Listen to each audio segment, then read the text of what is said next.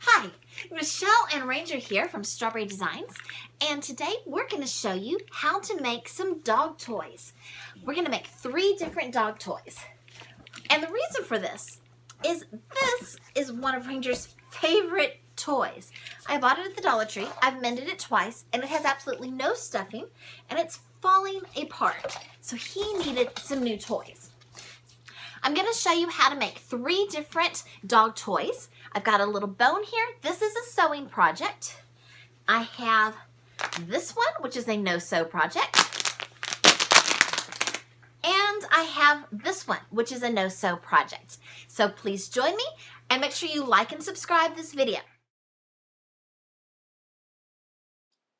For this first dog toy, you're going to need some pretty tough, thick fabric. So I'm using some upholstery fabric that I got as a sample. These were free. I happened to be sitting outside a yogurt place when I saw somebody throwing things in the dumpster, and I went and saw what it was, and I picked up a whole bunch of these. A placemat from Dollar Tree would work really well as well. Since I do have the upholstery fabric, I'm taking off the paper backing that tells what the fabric is and putting them together. And then I'm just going to use my pencil and draw out a bone shape right there on the fabric. Once that is drawn out, I'm going to use pinking shears to cut out the bone. It doesn't look perfect, but hey, it's okay. It's a dog toy for personal use. Now I am clipping it together. Quilters use these clips and they are wonderful. My mom told me about them and I got some for Christmas this year and they just work really fast and easier than pins. Now I'm taking it to my sewing machine and I'm back stitching over my first stitches. You go forward and then you go backwards. And then when I come to a corner, I make sure that I set the needle down and then I pull the foot up so that I can turn my fabric and put the foot back down and make it around the curve. Sometimes you have to do that when you're doing sharp angles or curves like that. And this is just a trick to make it a little bit easier to get through and do your stitching. I am stitching just right on top of the fabric. I am not going to turn this inside out or anything. It's just the wrong sides together and the right sides out.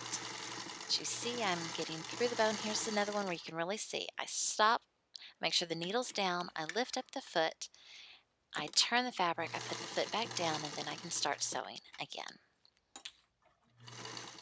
So you're going to go all the way around the bone.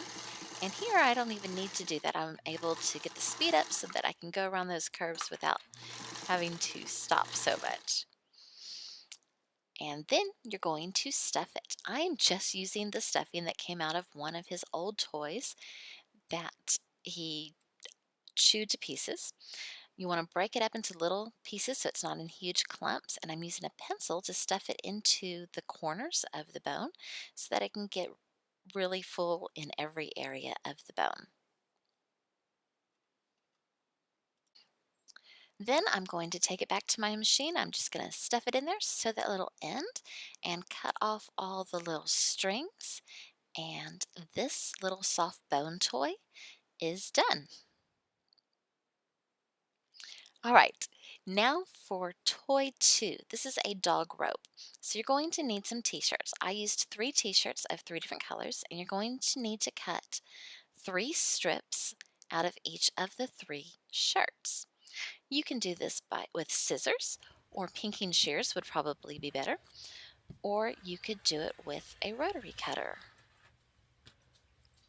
Once you have 1 strip from each shirt cut out, you're going to cut out the loop, because once it's in the shirt, it's in a loop, and then you're going to take all 3 ends and you're going to tie it together in a simple knot like this.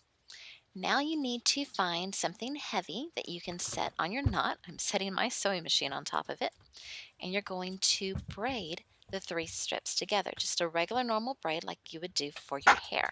What you do is you take the outside strip and you put it to the middle from the right side and then from the left side. So there's the orange goes from the outside to the middle, and then the dark blues going from the outside to the middle, and so on and so forth until it's braided.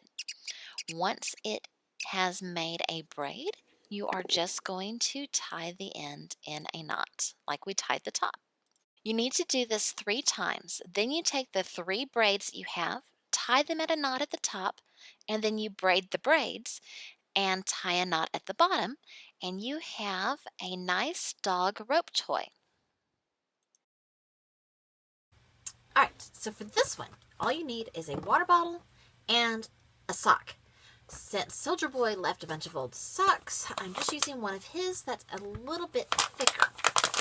And you stick the water bottle into the sock, and then you take the sock and you tie it in a knot. And that's it. You're done. Dog toy.